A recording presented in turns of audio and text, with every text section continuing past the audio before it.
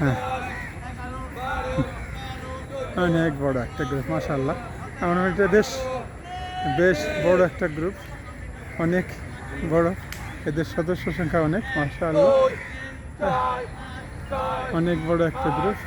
আসুন, দলবদ্ধভাবে আমরা সবাই ব্যায়াম করি, সবাই ব্যায়াম করি। দলবদ্ধভাবে করলে হয় কি, আপনি একজনে কমেন্ট করে, সবাই ফলো করে, এবং সুন্দরটা, এটা খুব সুন্দর হয়, সুন্দর হয়।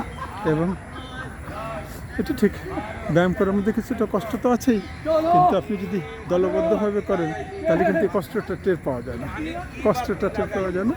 ঠিক আছে, দেখেন বিভিন্ন বয়সের মানুষ আছে, মাশাআল্লাহ। খুবই ভালো লাগলো, খুবই ভালো লাগলো এদের ইয়েটা দেখে। হ্যাঁ, আপনিও আসুন, আমার বক্তব্য হচ্ছে আপনিও আসুন, সবাই মিলে আমরা ব্যায়াম করি। হ্যাঁ, এর কোনো বিকল্প নেই।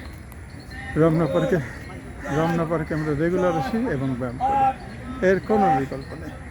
ঠিক আছে, রমনা পার্কে এই যে দেখেন নিম গাছতলা, এই যে গাছগুলো, এটা হচ্ছে নিম গাছ, পাশে কাঁঠাল গাছে অসংখ্য কাঁঠাল ধরেছে, এবং কয়েকটা নিম গাছের তলায় এই পাশে আম গাছ, বিভিন্ন রকম বৃক্ষরাজি আছে, এর মাঝে এরা ব্যায়াম করছেন।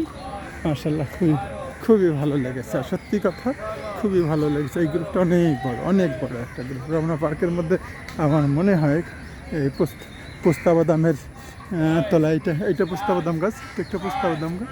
আমাদের দেশে সচরাচর কমই হয় পোস্তাবাদাম, এইটা একটা পোস্তাবাদাম গাছ।